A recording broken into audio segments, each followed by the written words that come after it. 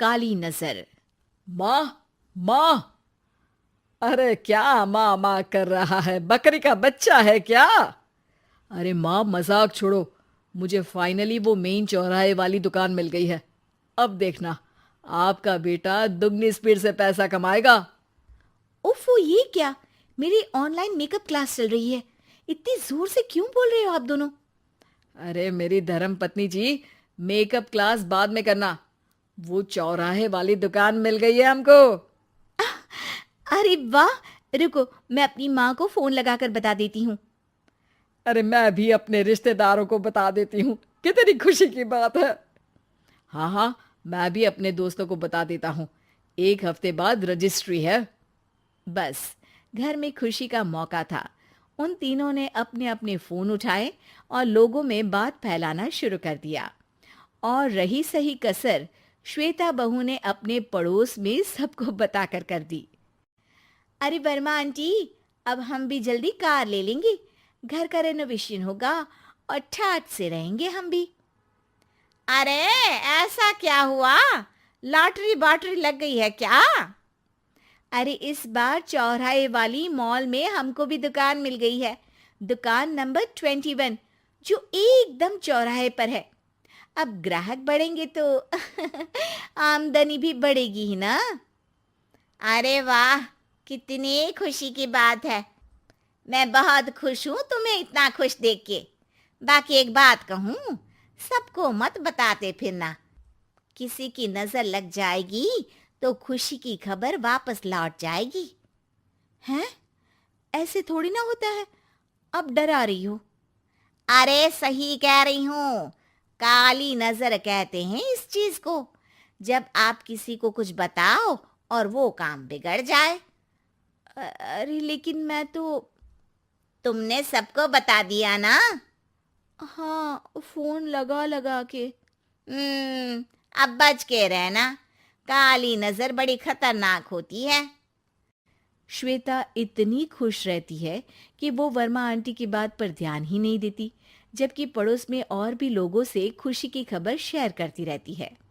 अगले दिन राजेश बहुत दुखी होकर घर आता है। अरे बेटा, क्या हुआ? मुंह क्यों सूजा हुआ है? मधुमक्खी ने काट लिया क्या? माँ, वो दुकान किसी और के पास चली गई। किसी ने ज्यादा भाव लगा दिया। अरे पर बात तो आपसे हुई थी ना उस दुकान वाले की। हाँ, आज मैं टोकन अमाउंट देने गया था, तब मुझे पता चला। कोई आकर सुबह मुझसे पहले ही ज्यादा अमाउंट दे गया। हम्म, काली नजर। क्या? क्या कहा? वर्मा आंटी ने समझाया था कि किसी को बताना मत, वरना काली नजर लग जाएगी। अच्छा, तुम्हें उनकी बात मान लेनी चाहिए थी। उनकी बात मान लेती, लेकिन उसके पहले ही सबको बता चुके थे ना हम तीनों। अरे अगली बार से ध्यान रखेंगे। कोई भी नई चीज होगी तो किसी को नहीं बताएंगे। तीनों कुछ दिन ऐसे ही रहते हैं, पर एक दिन श्वेता को एक मेल आता है। राजेश, मेरा ऑनलाइन मेकअप कोर्स कंप्लीट हो गया। अब मैं खुद का पार्लर खोल सकती हूँ। अरे वाह, अपने मोहल्ले में ही खोलते हैं। ये जो घर के सामने दुकान है ना, वहीं। हाँ, यहाँ सस्ती भी मिल जाएगी। अगले दिन श्वेता वर्मा आंटी के पास जाती है, मिठाई का डब्बा लेकर। अरे आओ आओ, कैसे आना हुआ? जोर से नहीं बोलूंगी। वो सामने वाली दुकान है ना, वहां मैं अपनी पार्लर की दुकान खोलने वाली हूँ। उसकी मिठाई है। अरे वाह, बहुत बधाई हो तुमको। हाँ, मैं कमाने लगूंगी तो राजेश पर पूरे घर का बोझ नहीं रहेगा ना आंटी जी। ये तो है। पर ये बता कि तूने ये बात किसी और को तो नहीं बताई ना? अरे नहीं नहीं, पिछली बार गलती कर दी थी। काली नजर लगी किसी की और राजेश के हाथ से वो दुकान चली गई थी। सबको मत बताना। चलो मैं चलती हूँ, कल दुकान की बात करने भी तो जाना है। अगले दिन श्वेता दुकान के लिए मालिक से बात करने जाती है। अरे लेकिन दुकान तो हम कल रात को ही किसी को दे चुके हैं। कल ही? हाँ, कल ही। 2 दिन बाद कोई यहाँ पार्लर भी खोल लेगा। अब कहीं और दुकान देख लीजिए। अरे पर हमको भी तो पार्लर ही खोलना था। हाँ भाई, एक ही दुकान है, आधी आधी तो नहीं दे सकता ना मैं। राजेश और श्वेता घर पर हताश होकर आ जाते हैं। इस बार तो किसी को बताया भी नहीं था, अब किसकी काली नजर लग सकती है। सुनो, तुमने माँ को बताया था क्या? अरे कैसी बात कर रही हो, माँ की नजर थोड़ी ना लगेगी। पक्का तुमने किसी को नहीं बताया था ना? सिर्फ वर्मा आंटी को बताया था, उन्होंने ही मुझे किसी को नहीं बताने को कहा। अरे यार, तुम भी सही हो, मेरी माँ को नहीं बताने को कह रही हो, पर वर्मा आंटी को बताना तुम्हें जरूरी लगा। अरे वर्मा आंटी ने ही तो काली नजर के बारे में बताया था ना, वो हमेशा हमारा भला ही तो चाहती हैं। मेरी माँ भी हमारा भला ही चाहती है। अरे पर चिल्ला क्यों रहे हो? बात नहीं कर सकते क्या आराम से? नहीं आता वो आराम से बात करना, और करना भी नहीं चाहता हूं मैं। दुकान जाने का दुख गुस्से में बदल गया था और राजेश और श्वेता में बात बंद हो गई थी। 2 दिन बाद मोहल्ले में पार्लर का इनॉग्रेशन हुआ, जिसमें मोहल्ले के सभी लोगों को बुलाया गया, पर श्वेता, राजेश और माँ नहीं जाते।